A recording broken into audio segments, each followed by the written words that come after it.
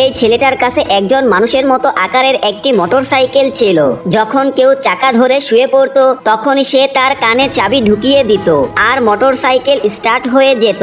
একদিন মা বাজারে শপিং করতে মোটরসাইকেলে যেতে চায়। তখন বাবা ছেলেকে বলে যে সে যেন মোটরসাইকেল হয়ে যায়, কিন্তু ছেলে সঙ্গে সঙ্গে বাবার হাত থেকে চাবি ছিনিয়ে নেয় এবং বলে, আমি আজ সকালেই মোটরসাইকেল হয়েছিলাম, এখন মোটরসাইকেল হওয়ার পালা আপনার। বাবার আর কিছুই করার ছিল না। তিনি হেঁটে গিয়ে চাকায় হাত রেখে শুয়ে পড়ে, সামনের হাত দিয়ে সামনের চাকা ধরে আর পা দিয়ে পিছনের চাকা। এভাবে নিজেকে মানুষ মোটরসাইকেল পরিণত করে। ছেলে বাবার উপরে উঠে বসে এবং বাবার কানে চাবি ঢুকিয়ে দেয়, কিন্তু এবার মোটরসাইকেল স্টার্ট হয় না। মা বলে, আবার চেষ্টা করো। ছেলে আবার চেষ্টা করে, কিন্তু আবারও কিছুই হয় না। হঠাৎ মোটরসাইকেলের পিছন থেকে ধোঁয়া বের হয়। মা নাক চাপ দিয়ে ধরে আর বলে, এত গন্ধ কিসের? ছেলে পিছনে তাকিয়ে দেখে, বুঝতে পারে আজ বাবার ডায়রিয়া হয়েছে।